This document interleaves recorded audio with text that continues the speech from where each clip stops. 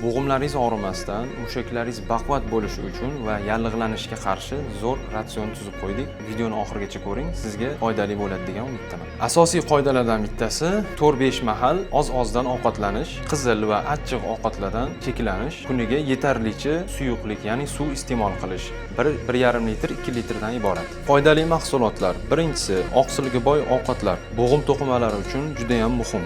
Ya'ni tovuq go'shti, baliq, ayniqsa dengiz balig'i, tuxum haftasiga 2-3 marta va loviya, no'xat, mosh. Ikkinchisi, kalsiy va vitamin D ga boy mahsulotlar. Qatiq, kefir, suzma, sut. Agar oshqozoningizda muammo bo'lmasa, sutni iste'mol qilsangiz bo'ladi. Kam miqdorda pishloq yesa ham bo'ladi. Uchinchisi, yallig'lanishni kamaytiruvchi mahsulotlar. Zaytun yog'i, yog'li baliq, ya'ni skumbriya, losos turlari, zanjabil, kurkuma juda oz miqdorda. To'rtinchisi, sabzavotlar va mevalar. Sabzi, karam, brokoli, olma, nok, agar qabziyat bo'lmasa, anor ham iste'mol qilishingiz mumkin. Ko'katlar, ismaloq, ukrop, kashnich.